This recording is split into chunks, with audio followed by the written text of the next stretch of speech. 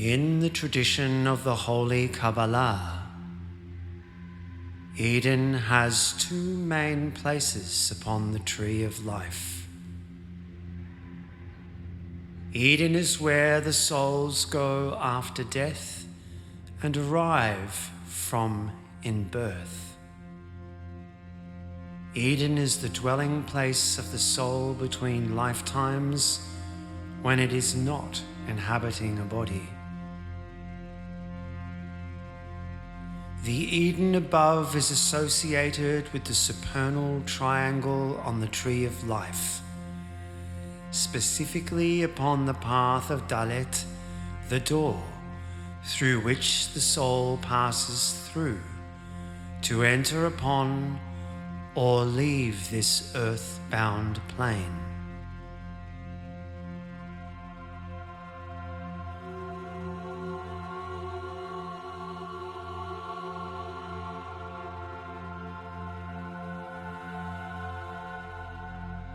It is signified by the Empress in the Tarot, the keeper of the Greater Eden.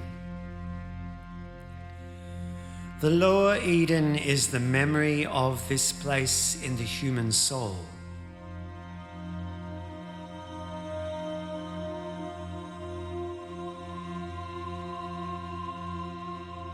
That haunts us in our dream-like astral bodies, our nefesh, and through which we are driven to create Edens upon the earth-bound realm, that is, to make gardens in the wilderness. It is human instinct, and through divine inspiration, that we cultivate the earth for food and for beauty, to create gardens that mimic the Eden above and find harmony in nature, to placate and tame the wild and make it a safe place to live and to evolve within.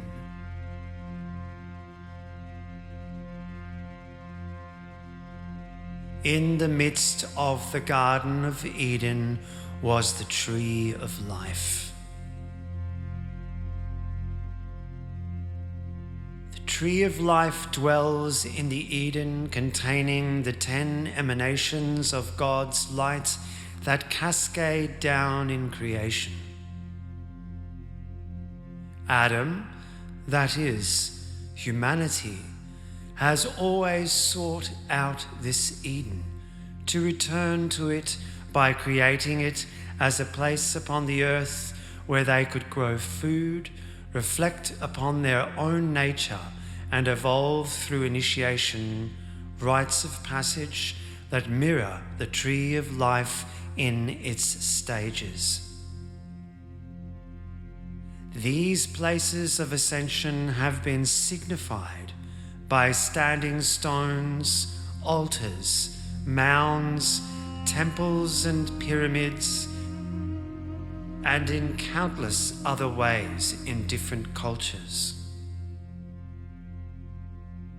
It is now known that the abundant fertility of the earth-bound places, like the Amazon and the Australian landscape, were cultivated by its indigenous peoples, and without their input and work over thousands of years, the landscapes would bear little food or fertility. They did this with fire stick farming, with fertilizer from food waste, and from bonding with the spirits of plants and animals to get to know the nature of things. Indigenous people have been the ultimate gardeners of this planet. Indeed, it was from the ancient gardeners who freed up time for creation that the first rituals and ceremonies were developed that opened their eyes to the spirit realm and through ceremony allowed them to interact with the spirits and learn from them. The bonds of the human soul with plants and animals created the middle realm of the Faeries. The anthropomorphized nature spirits that are imbued with the character of the people that become intimate with nature and with places upon the earth.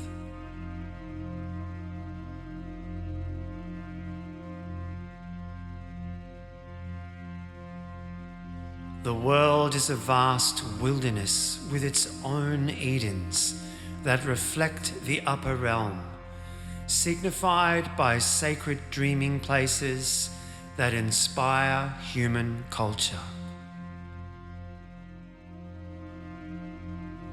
In these sacred places, humanity has set up shrines for initiation to signify the ascent and descent of the soul from the divine realm. God sent angels down upon the earth with human souls to guide them.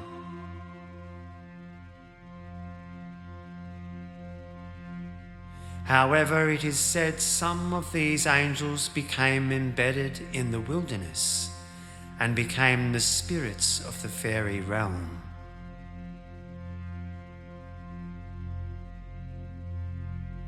Other stories tell of the fallen angels that fell with Lucifer, the Satariel, devils that also became malevolent fairies, keepers of dark divine secrets hidden in nature. These nature spirits can give guidance, empowerment, insight, bestow boons, or make a soul become lost, intoxicated, possessed, or confused. The soul must recognize and overcome the allure of the fairies to conquer life in nature. Thus, even the fairies are like angels and demons, only embodied in the earth-bound realms.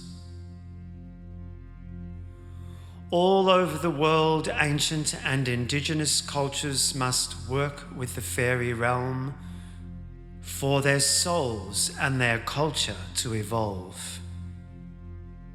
It was the job of shamans to placate these wild spirits, to make a place inhabitable, often by recognizing its Shekhinah, its resident goddess. The fairies dwell in Asiya, the sphere around Malkut, the earth-bound kingdom at the base of the Tree of Life, the first step for initiation. One must overcome the wiles of the spirits of nature and the earth, and the ingrained character of its places that bind the soul to act in particular and peculiar ways. These characteristic traits of the fairies were seen in the expressions of the common folk, farmers and indigenous peoples who engaged with the spirits in earthen places and took them upon themselves. Fairies are the angels and devils of the earthen realm. They are governed by the elements predominantly, and therefore known as elementals. These elemental realms are ruled in occult law by a monarch of each elemental kingdom. These rulers must be consulted and permission granted to assimilate the power of each element into the human soul. Each element sensualizes the human perception through contact, and the initiates that have mastered the spirits of the elements may receive these powers for their own enhancement.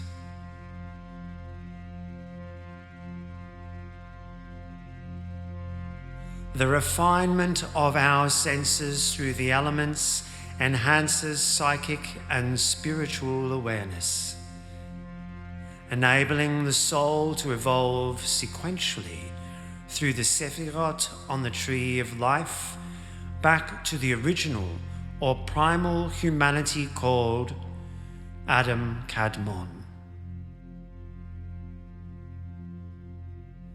Thus, through earth we refine from taste our sense to distinguish all things, to discern and therefore be self-guiding. Through air and scent do we refine our sense of smell towards a sense of atmosphere and situation. Through water do we refine from hearing to deep listening, contemplation, and meditation. Through fire do we refine from seeing into vision and revelation. The Faeries of each of these realms help us through blessings and challenges in the realm of nature to define our own nature and evolve into higher functioning beings, thus to acquire supernatural-like powers that they possess.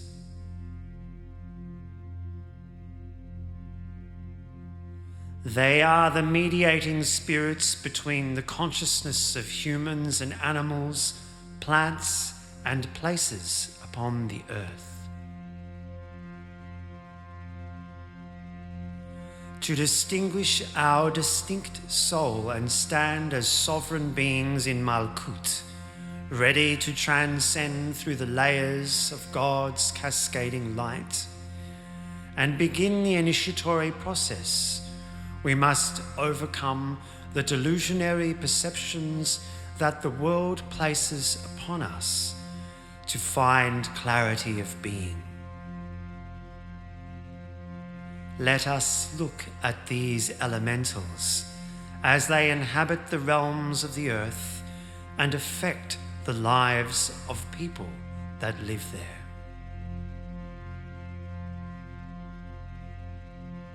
Salamanders are not to be confused with the amphibious salamanders, though they were probably named from them as they were seen scurrying out of logs when thrown on a fire, with their luminous coloured markings resembling glowing embers.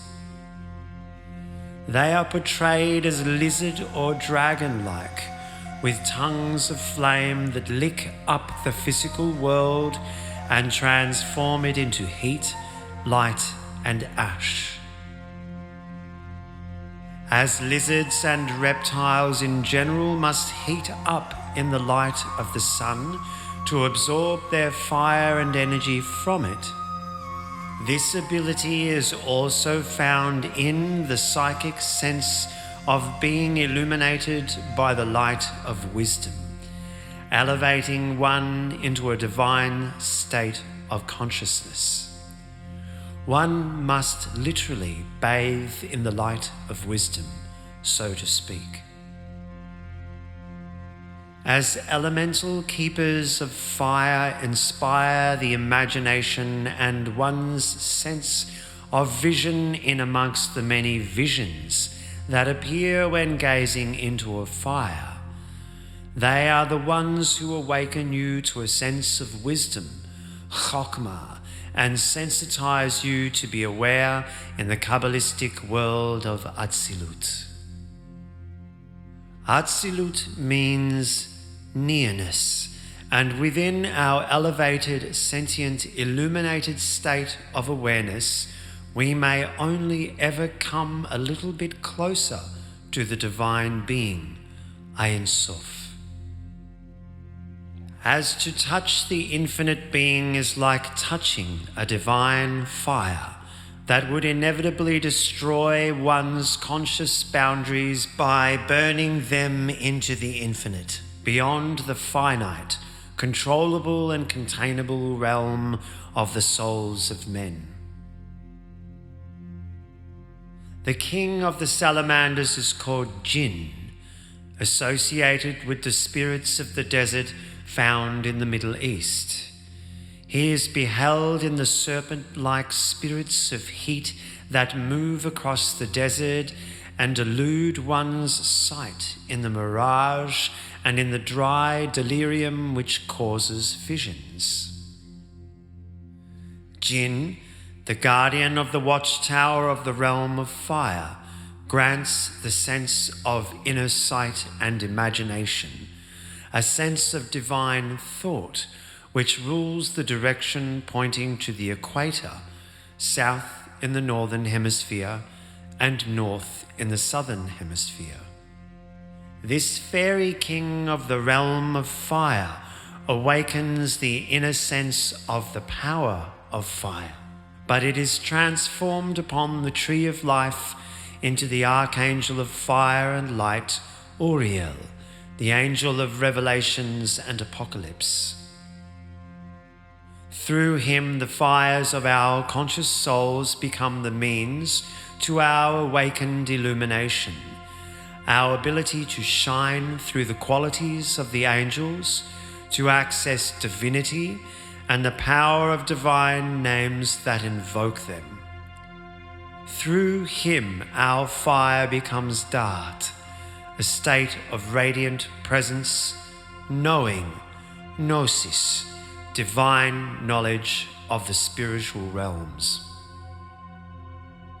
Through the sacred fire, we may come to know divinity and awaken our sight into holy vision and chasadim, the epiphanic word of God, the sight of Adam Kadmon, Orot Ha-Enayim, our original pure state and the ultimate destination and source from which we come from and return to.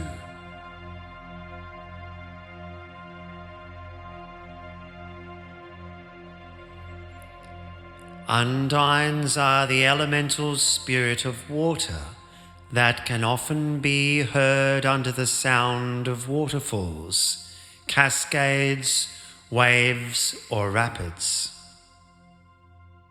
They are nymphs, mermaids, sirens, naiads, and selkies.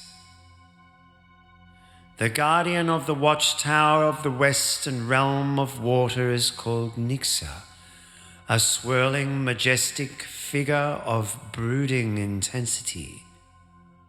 She rules all the qualities of water: flow, waves, currents, and deep feelings of mystery.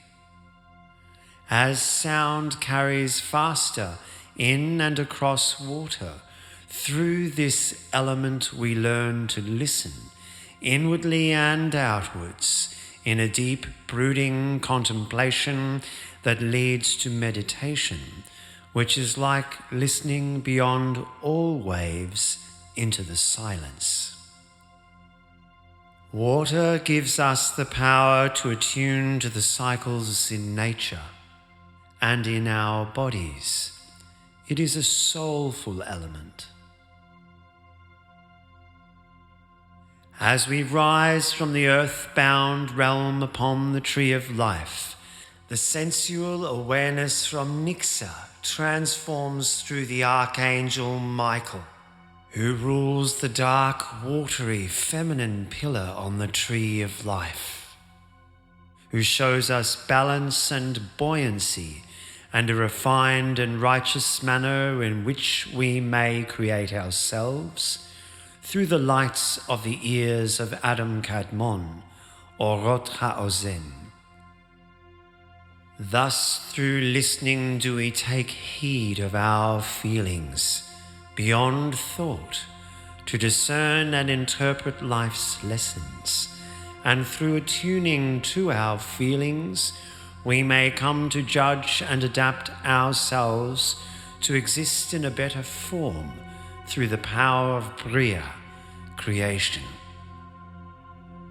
As in water we may descend into the dark depths, so it rules the west where the sun sets. Water allows us to contain the light of our own intelligence, mochin, and become more soulful beings, developing deep bina, understanding, and therefore learn to create ourselves in a better light in accord.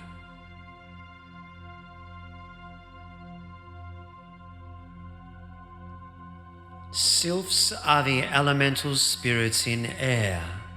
They encompass the classic flying fairies, dryads, pixies, elves, banshees, and spirits of the wind. The guardian king of the air realm is called Paralda, who is seen through nature when its beauty leaves you breathless.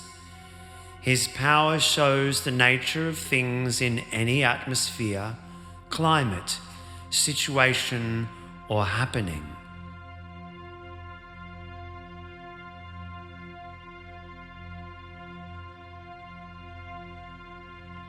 Thus he embodies the psychic sense of smell, allowing one to smell an oncoming storm, to smell danger or love in the air, wonder or the presence of sinister things afoot.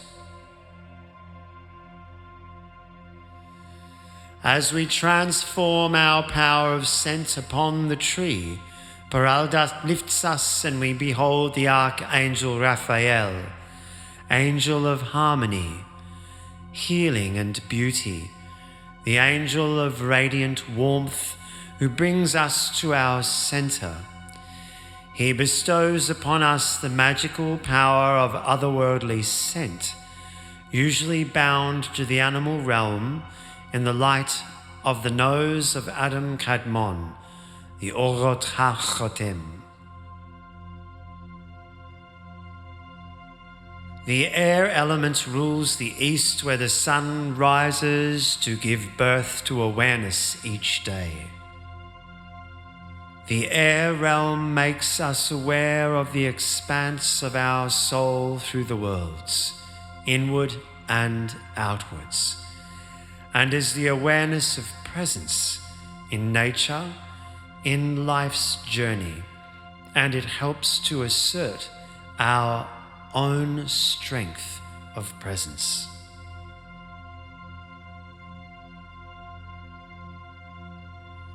Gnomes are the elemental spirits of the earth, the burrowers and builders, gardeners and ground dwellers that inhabit every nook and dell in nature. They include the classic gnomes, brownies, imps, and darker fairies like goblins and trolls. The king and guardian of the realm of earth is Gob, who rules all the earth fairies and things that dwell in caves to maintain balance in the earthen realm. Gnomes are more secretive and shy than most fairies, but you may behold them when you stare long into a place in the bush, until you see their anthropomorphic form, with furrows dug deep in their image from the toil of the earth, with skin like bark or rock, hair matted with ferns and the like. Gob bestows upon us the wisdom of the earth as we taste of each place, through being active there. The psychic sense of taste transforms into the ability to distinguish and find the paths and ways in nature. Through taste do we eat of the physical world, and from our taste do we decide which action to follow, which way to go, for good or ill. It is the primary sense that allows us to refine our choices. The earth realm is in the north for the northern hemisphere and the south for the southern hemisphere. As we work the sensual power of earth on the tree of life, it transforms under the guidance of the Archangel Gabriel, who shows us the paths within our soul as we work the branches of the tree of life. Like travelling along an inner landscape towards the divine realm, as we come to taste of the earth and its ways, so then do we learn to distinguish the ways of the soul along the paths within. Thus the lights of the mouth of Adam Kadmon are granted, Orot Hape, to act in accord with what we say, and to do what we say we will do, to transverse the paths through life and destiny, to arrive at wondrous places where the soul may ascend. The wild earth is riddled with the spirits of the elements. Many of them may also be seen as ancestral spirits of indigenous peoples from forgotten times, often belittled by the peoples that conquered them to grotesque characters. Once great people reduced to spirits that haunt the land, like the Tuatha De Danann, the original people of Ireland, or the Picts, the original people of Scotland, who were spiritualized to become the Picts, and who left the resonant ripples of the archaic rituals in the metaphysical forces of the land. Some fairies are long-lost animals, or the spirits of them haunting a place, like the Sasquatch or wild men of the forest found in places all over the world. Just as angels bless our souls and demons haunt them, so in the earth do the fairies, both benevolent and malevolent, taint our experiences and dreams through the earth, to enhance our perceptions of the astral realms, and through fairy lore overcome their intoxicating, delusionary weave-like spells to find clarity and extrasensory powers. Let us look at how cultures around the world experience the fairy realm.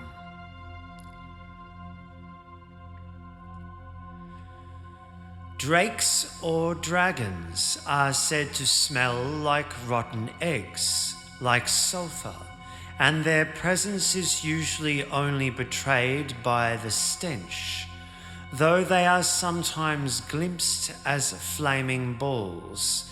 They only take on the character of fire when they fly, and they look like streaks of flame or fiery balls with long tails. Otherwise, they look like small boys with red caps and coats. They are house fairies who move into a house and keep the firewood dry and bring gifts of gold and grain to the master of the house.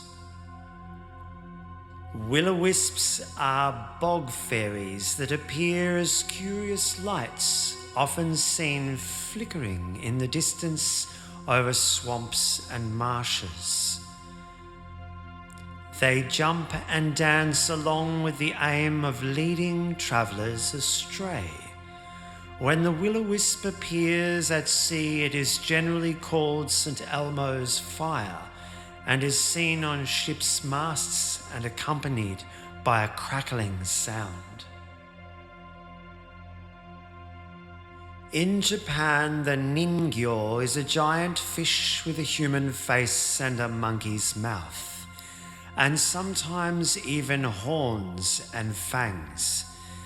In a serious conflict of interest, anyone who eats the ningyo will have eternal youth and beauty. But catching one often brings terrible storms and misfortune to entire villages.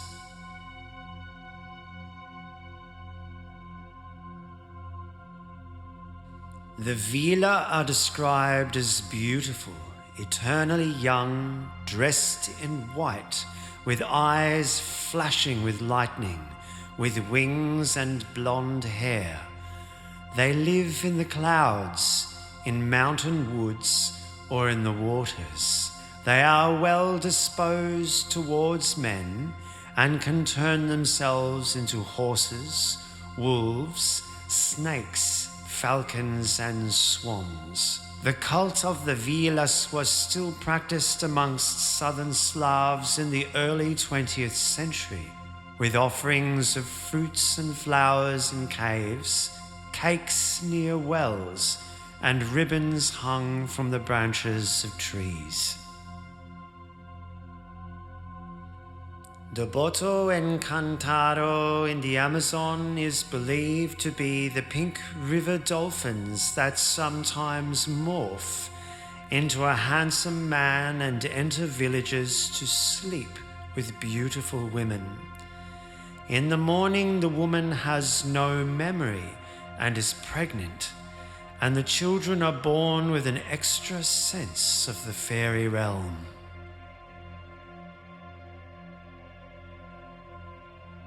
Indeed, it is believed in many places in the world that a fairy can possess the spirit of a child.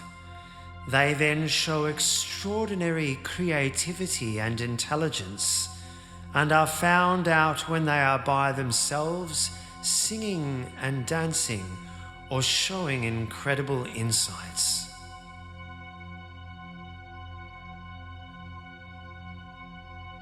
Mimis are fairy-like beings of Arnhem Land in the folklore of the Australian Aborigines of Northern Australia.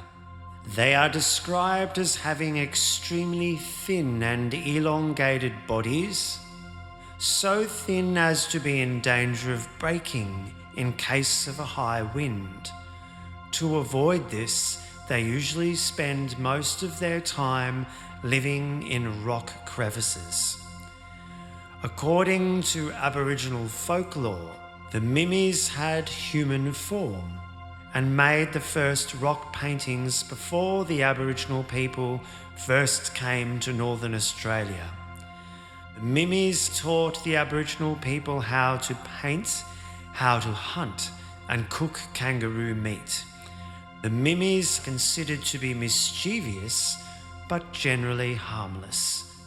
They are calm-natured and only get upset when an intruder kills or injures one of their pets. They are not against animals being killed for food, but they become extremely upset if one of their own pets is harmed. All night long the Mimis hunt and fish and hold ceremonies. Then at dawn they go back into their homes and pull the rock doors shut. Aborigines respect the wishes of Mimi spirits to have complete privacy and are careful to stay well away from the escarpments at night. If you listen to the wind blowing through the trees, you will hear the whispers of the dryads. Dryads would often take the form of young and beautiful women, and most of them lived immortal lives. Unlike many other nymphs and fairies in folklore over the world, dryads were not mischievous, but rather shy and unassuming. It is believed that every plant or forest had protecting dryads. In the Amazon, people actively seek to learn from the dryads by consuming part of the plant in which they live.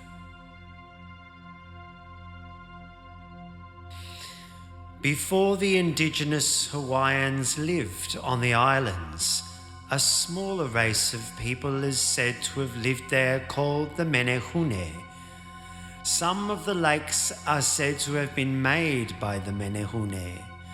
These fairies are tropical and are seen in the forests of Polynesia. In addition to being expert builders, they are treasure hoarders similar to the Irish leprechaun. They are capricious, but typically benevolent to humans who respect Mother Earth.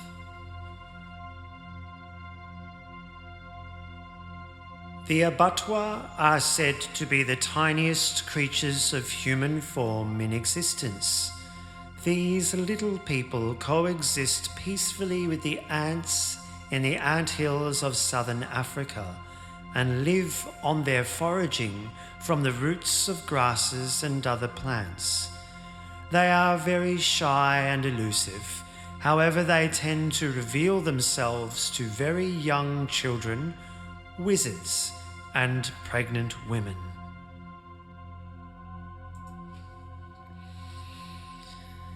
In the earthen realm, there are many spirits commonly seen by people the world over.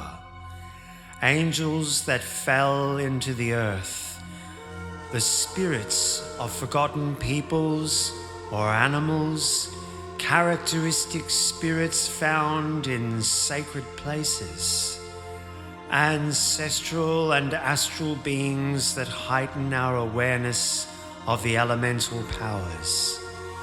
They dwell in the wilderness about Eden and show us the worlds within worlds. They taint our sensual experiences, and by trickery, by fascination, or by lure, they show us the hidden forces in nature. These same forces are transformed through us as we rise upon the rungs of the tree of life into the holy attributes of the angels that bring us closer to the divine being, Ein Sof.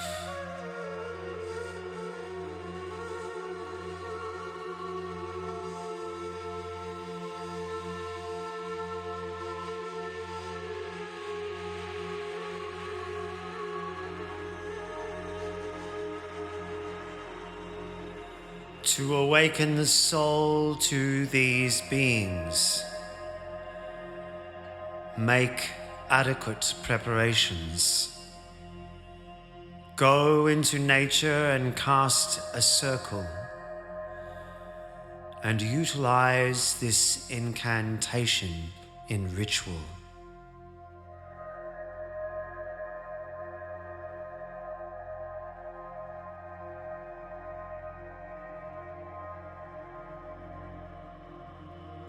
I open myself to the elemental powers and the guardian beings which wield them.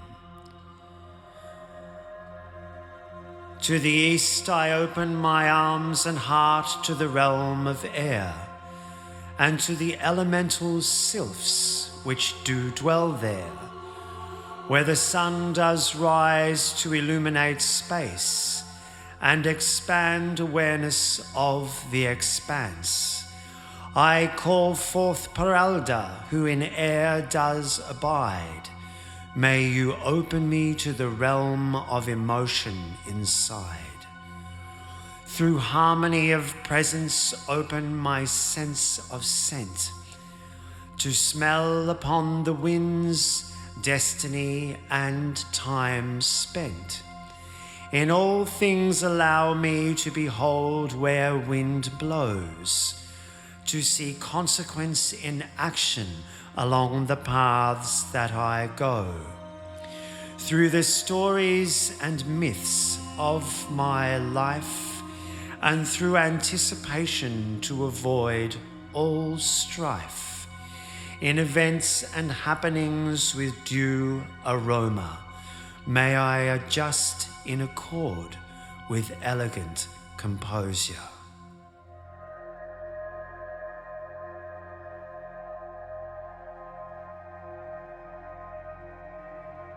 To the west I settle into the watery realm, to where the light fades and the sun goes down.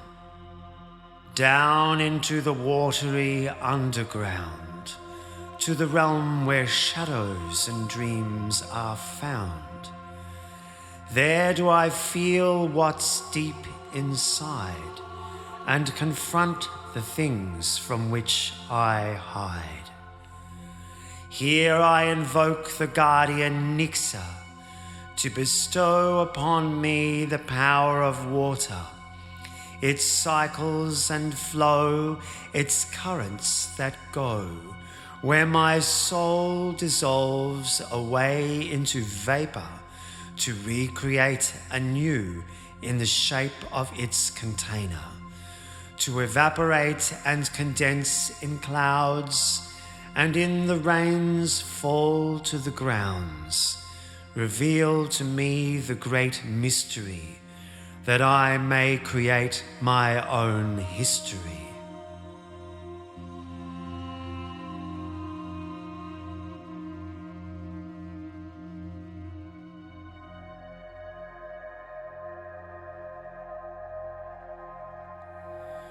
To the equator of the earth I face and conjure the spirits of the luminous fire.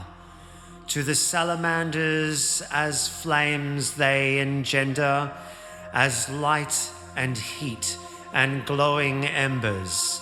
To Jinn their king of magical glow, teach me of the fire that I may know.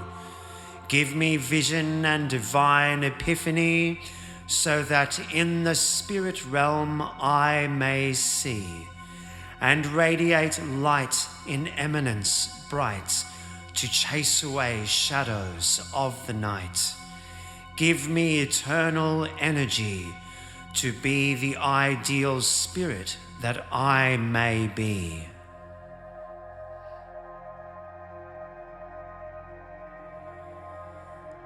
To the poles of the earth I do invoke the gnomes and earthen common folk, in their caves and dells, their burrows and fells, and in the gardens where they do dwell.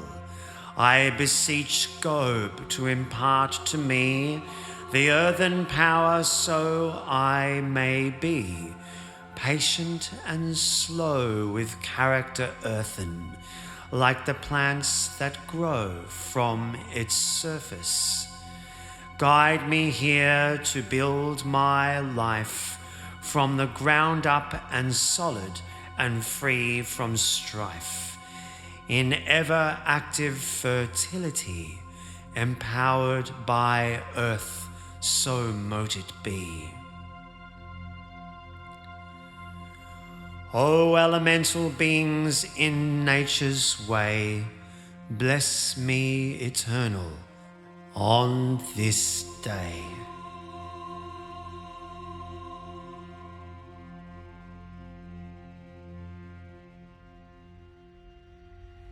As an initiate of nature's mysteries, sincerely I implore to thee, learn the healing power of herbs. Let the spirits of plants make you undisturbed. Go to powerful dreaming places. Dance and sing to motivate from stasis. Listen and see and smell and taste. Rub the clay on your skin and your face. Indulge in the earth and you will see the essence of your sensuality.